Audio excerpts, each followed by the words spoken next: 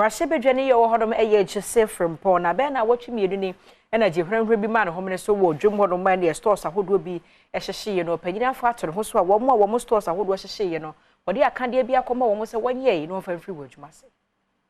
Bese na watchi mienu ni na eja ehye soto ensia ewo Nkawkaw police station nchempe Adom kase ekobo ho amane yewie no Marshebedwani ye wo Nkawkaw abato mpesua so Joseph Frempong eko ho no mu a wo hye bose obeso wo mu a ahwere won nema asene na Marshebedwani de wose ayoyo a eneyi ode adepam mfidie aduonu nan eniti ye ho mfidie akoma wo mu a ehwere won nema ebra wode nema yekoma wo mu ene Joseph Frempong ehye wo nkran se oma wani na wo pa sebeyi a eja eto wo mu soto nim no ebi ensibim ide futu a yede ma Nkawkaw man ni Ghana man nyina ne se ye kwafo se ye adepamfo welders adwuma bi a wo ye edwem ye nhwe eja yie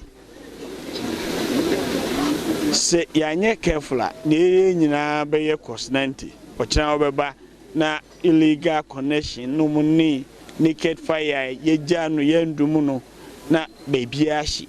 etie manage senia ye betumi abo ye japade ho ban na eja hyehye basabasa senia yehuni ensan ensibiem ebra adwumayefo insaka eniema yi woda Marshebedwani yase so wetimi abeye wo mo saado yi asede etosu biem so yade ma MP Honorable Joseph Frempong no kurani wama yawre ho nyina to atwa ne ni yekoda ne ye nna enso ne de ye kasisu se ne de ye beda na ho wo ye dadwe nyina afiri ye so ye se Nyankopon se onhye ne naboafo nyina so mama meni entutu anka mesem amishira mu bebre e wone omaya amame the Nkawkaw na assembly member wa abato bro no so James Ifa editor Marshebedwani yenim se onkosoa enso wo mo e wona abato mpesua so asene sebeyi a obetimi asiesie workshop a ehye no cause almost by nene selie no